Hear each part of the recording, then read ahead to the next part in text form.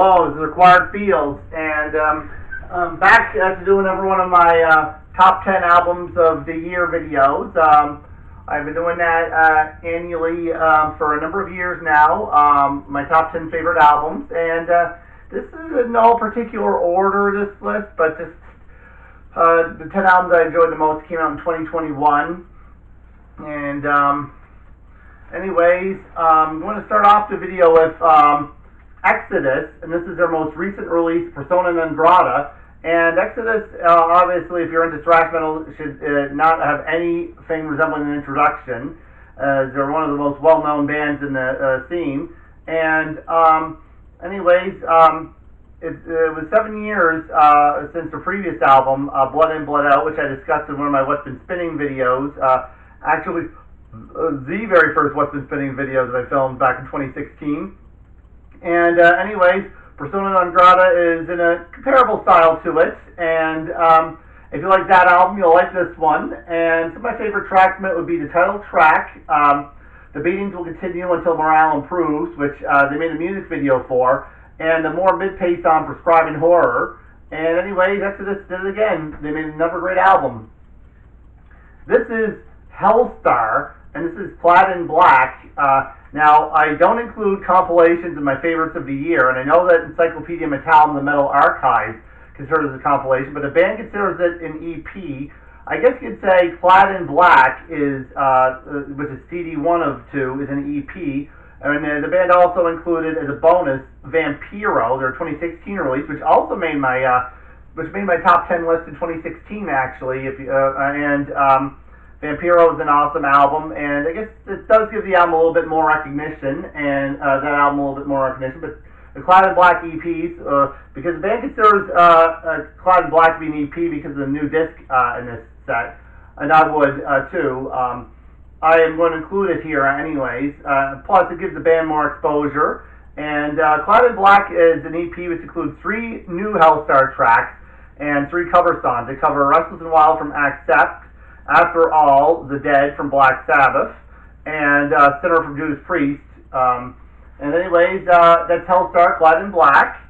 And next up we have Mortal Vision, with their debut album, My Manipulation. Mortal Vision is a new thrash metal band, very comparable to old school Sepultura and Demolition Hammer. So if you like the more extreme side of thrash metal, I recommend checking out Mortal Vision and their debut album, My Manipulation, and looking forward to hear what Mortal Vision have to do in the future. This is Haunt, and this is their brand new release, Beautiful Distraction. And Haunt made my list in 2019, and in 2019 they made it with If Icarus Could Fly, and in 2020 they made it with Flashback, and this year they made it again with Beautiful Distraction.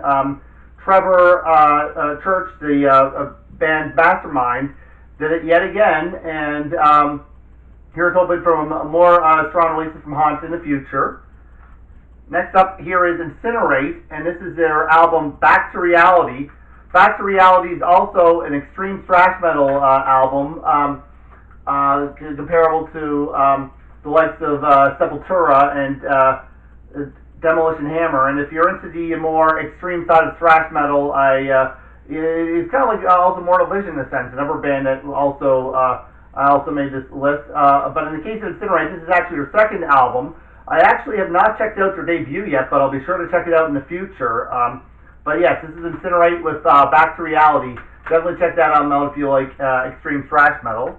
And here, also in the thrash metal scene, here is Surreality in her EP Artificial Degeneration. Now, in the case of Surreality, it's their debut EP, and they're considered to be a one-and-done band. There won't be a future Surreality full-length release. It's kind of sad because I really enjoyed this full-length release and would have liked what they would have done going forward, but they did leave behind a very strong EP. Still worth checking out, either way. And next up we have Fulcandra, and this is their release, A Dying Wish. Now, Fulcandra, if you're unfamiliar with their music, play what I would consider to be melodic black metal, and very raw sounding, and definitely has a good chunk of melody in there. So if you want to check out black metal, a good chunk of melody. Volcandra is a band worth listening to, and their older material is good too. If you haven't listened to that yet. But yes, this is Volcandra and A Dying Wish. And next up is Laceration, and this is their album Demise. Now, Laceration started out as a death thrash hybrid band in the 2000s, and this is their full-length release Demise. Now, the old material is death thrash, but this is more on a straight-up death metal side of things, this release, and it's a very enjoyable, very old-school sounding death metal album. Next up here is Solstice, and this is their album Casting a Die. This is the 4 full-length Solstice release, and this is, by the way, the American death thrash band and not the British doom metal band. Just because I know there's two fairly those are the two most well-known metal bands called Solstice: the British doom band and the American death thrash band. This is the American death thrash band, and Solstice, the American death thrash band, released their self-titled debut in 1992, and this is their fourth release, Casting the Die, and the band is split up and reformed a number of times over the years, and their current frontman, Ryan Taylor, wasn't even born when Solstice released their first 2 full-length releases. In fact, the group had already split up and reformed at least once by the time that he had been born. And anyways, Casting the Die is solid. It is death thrash and a little bit of groove thrown in there as well. I would say my favorite track on it is probably Eye Stone Shut, the second to last track on it. It's probably the best song on it. And lastly, here is Necromantheon with the Visions of Trismegistos. I'm not sure if I'm saying that last word there right, but Necromantheon are a thrash metal band with maybe a slight black metal tinge to them. There's a very raw sound to it, and is very enjoyable release.